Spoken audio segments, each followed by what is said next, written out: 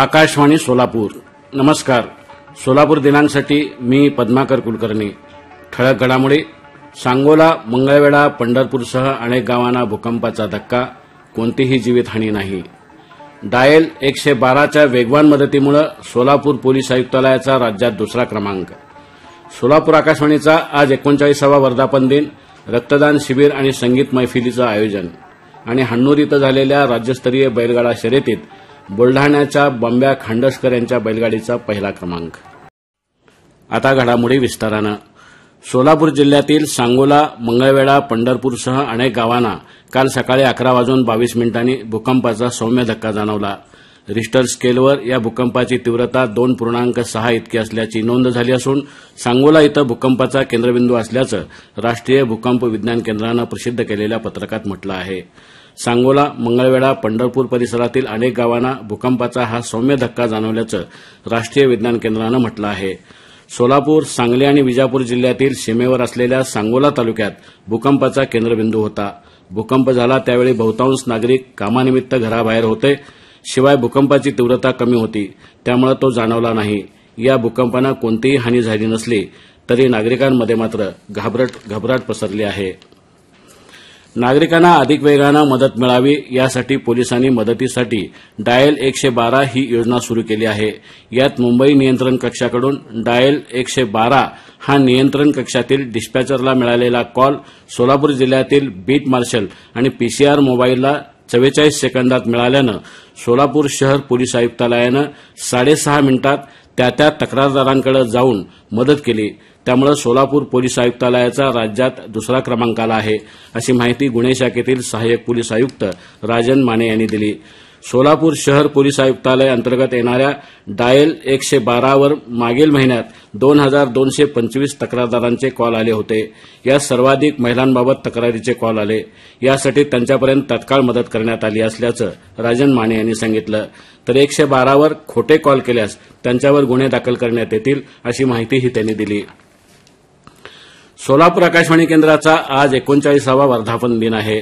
त्यानिमित्तानं आज सकाळी 9 वाजल्यापासून ते दुपारी 1 वाजेपर्यंत आकाशवाणीच्या मुख्य इमारतीत रक्तदान शिबिराचं आयोजन करण्यात आलं आहे. या शिबिरात जास्तीत जास्त श्रोत्यांनी सहभागी व्हावं असं आवाहन आकाशवाणीच्या वतीनं प्रसारण अधिकारी सुजित बनसोडे यांनी केलं आहे. वर्धापन दिनाचं औचित्य साधून आज सायंकाळी 6:30 वाजता रमा कुलकर्णी यांची संगीत मैफिल होणार आहे. यासोबत आकाशवाणीच्या वतीनं घेण्यात आलेल्या विविध स्पर्धांचं बक्षीस वितरण या वर्धापन दिनाच्या कार्यक्रमात होणार आहे, अशी माहितीही सुजित बनसोडे यांनी दिली. आशिया खंडातील इराण, सौदी अरेबिया, मलेशिया या विविध देशात महाराष्ट्रातून 7 लाख मेट्रिक टन केळीची निर्यात झाली आहे. यात सोलापूरचा 70% वाटा आहे. जिल्ह्यातून 5 लाख मेट्रिक टन सोलापूर केळी परदेशात गेली आहे. सोलापूर जिल्हा केळी उत्पादनात आणि निर्यातीत आघाडीवर राहिल्यानं शेतकऱ्यांना मोठ्या प्रमाणात फायदा मिळाल्याचं केळी निर्यातदार किरण डोके यांनी सांगितलं.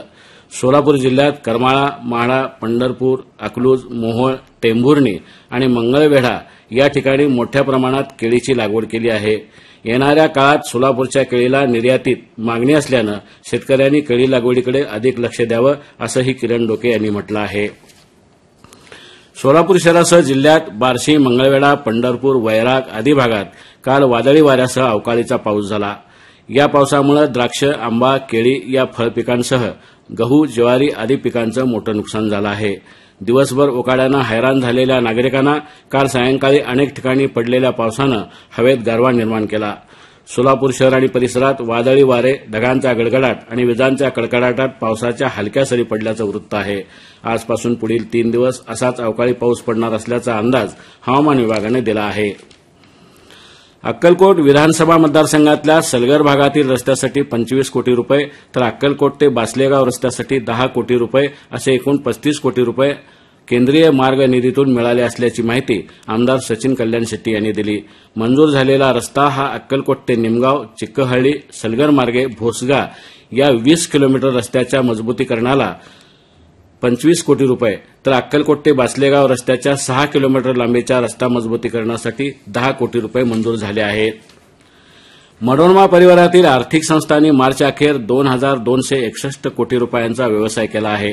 त्यात सहकारी बँक 1059 कोटी 14 लाख तर मनोरमा मल्टीस्टेट 985 कोटी रुपयांचा समावेश आहे, अशी माहिती मनोरमा बँकेचे अध्यक्ष श्रीकांत मोरे तसंच मल्टीस्टेटच्या चेअरमन शोभा मोरे यांनी काल संयुक्त पत्रकार परिषदेत दिली. मनोरमा बँकेचं एनपीए सलग 7 वर्षे 0% असल्याचं त्यांनी सांगितलं.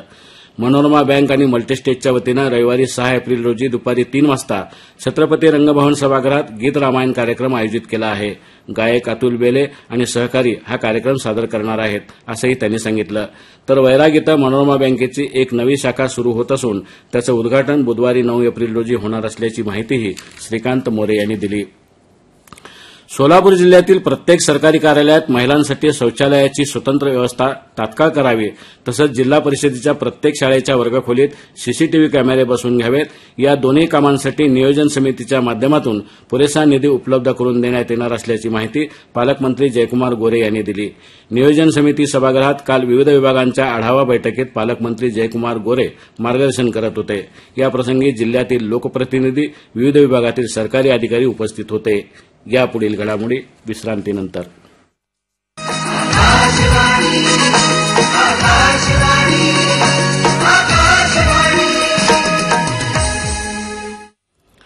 या घडामोडी आपण आकाशवाणीच्या सोलापूर केंद्रावरून जवळच्या महापालिकेच्या 6 एकर आरक्षित जागेत अद्ययावत क्रीडांगण विकसित होणार आहे, अशी माहिती आमदार विजयकुमार देशमुख यांनी दिली. महापालिकेच्या अधिकाऱ्यांसमवेत काल सकाळी या परिसराची पाहणी करण्यात आली. यावेळी अतिरिक्त आयुक्त रवी पवार, नगर अभियंता सारिका अकुलवार, क्रीडा अधिकारी भूषण जाधव आदी अधिकारी उपस्थित होते. पुणे मुंबईच्या धर्तीवर अद्ययावत असं क्रीडांगण शहरातील खेळाडूंना राज्य राष्ट्रीय स्पर्धेच्या सरावासाठी बनवण्याच्या सूचना यावेळी आमदार देशमुख यांनी केल्या. अक्कलकोट तालुक्यातल्या हन्नूर इथं झालेल्या राज्यस्तरीय केसरी बैलगाडा शर्यतीत बुलढाण्याच्या बंब्या खंडसकर यांच्या बैलगाडीनं पहिला क्रमांक मिळवला असून त्यांनी 2,11,000 रुपयांचं पारितोषिक पटकावलं. तर कल्लप्पा पुजारी यांच्या बैलगाडीनं दुसरा क्रमांक पटकावत 1,11,000 रुपयांचं पारितोषिक मिळवलं आहे. तिसरा क्रमांक चपळगावच्या मल्लू सोनार यांच्या बैलगाडीला मिळाला. त्यांना 51,000 रुपयाचं पारितोषिक मिळालं आहे. या शर्यतीत 129 बैलगाड्या सहभागी झाले होते. विजेत्यांना पालकमंत्री जयकुमार गोरे यांच्या हस्ते बक्षीस वितरण करण्यात आलं. यावेळी आमदार सचिन कल्याण शेट्टी, सिद्धेश्वर कल्याण शेट्टी आदी मान्यवर उपस्थित होते.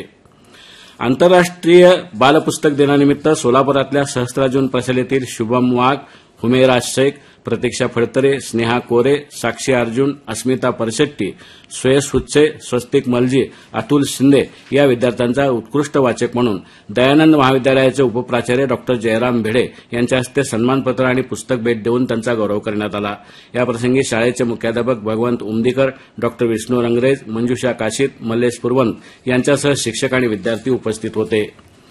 प्रिसिजन फाउंडेशनच्या वतीनं उद्या शनिवारी सायंकाळी 6:15 वाजता डॉ निर्मलकुमार फडकुले सभागृहात होणाऱ्या प्रिसिजन वाचन अभियानात उसवण या कादंबरीचे लेखक देवीदास सौदागर यांच्याशी माधव देशपांडे हे संवाद साधणार आहेत.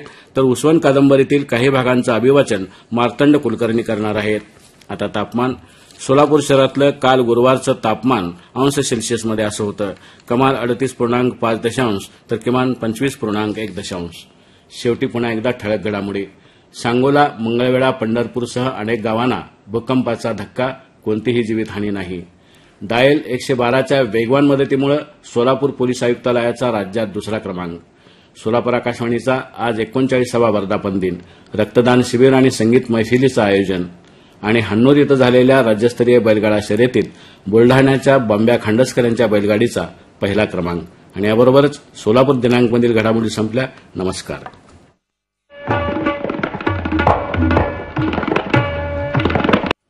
आता घडामोडी विस्तारानं.